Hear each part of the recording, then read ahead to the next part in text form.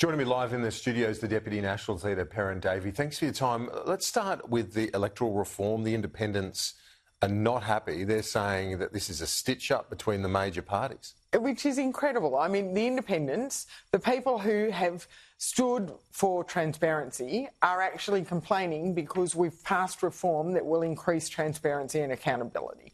And it will finally treat us all the same. It will put a cap on how much can be spent on electorates. It puts a cap on how much individuals can donate to individuals and a cap on how much people can donate as a whole. So, you know, when we're talking about everyone wants to see the removal of big private money in our election campaigns. Everyone talks about Clive Palmer in that instance. 170 million reportedly spent last election. But when you actually do the sums, the per candidate amount that Clive Palmer spent is less than the per candidate amount that Climate 200 spent. So that shows that the Teals are upset because the Teals are worried about their funding. Well, they're saying it's unfair because you can spend up to $800,000 in a seat, say if you're a Teal candidate, and it ends there. But if you're a major party candidate, you can go $800,000 and then the party can tip another $1 million or $2 million in as a party spend. Well, not mentioning the candidate, but the party in that seat. Over and above, and that would, the spending, to make it appropriate and good spending, would be on brand, and it wouldn't be limited to necessarily one seat. But is that unfair? I mean, the Teals could get together and decide to, you know, unify on promoting their brand. They have a brand. Well, have a party, you mean? Yeah, like set up a party. I mean, obviously, yeah, why not?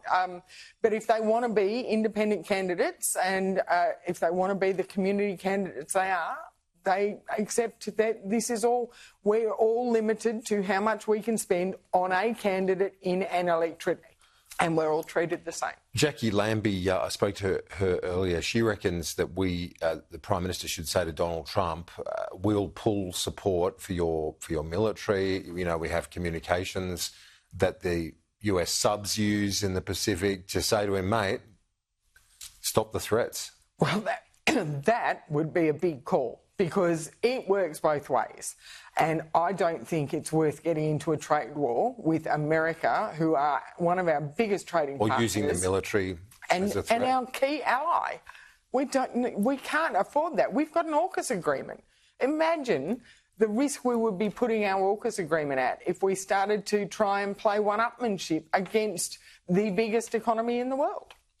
When it comes to AUKUS, though, and the alliance, are you concerned if Donald Trump does slap these tariffs and it doesn't carve out Australia, that will undermine the support for the alliance and the AUKUS arrangement among voters? Because voters will be saying, well, we took $500 million to the Washington last week.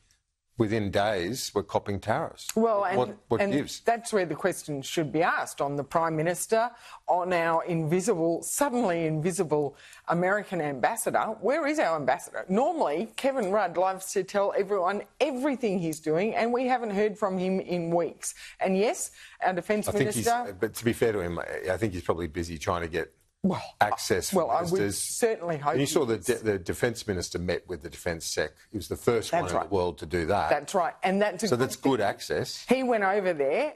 That's a good thing. But as you say, with a bucket of money, I hope he also mentioned how important having a carve-out for these tariffs would be.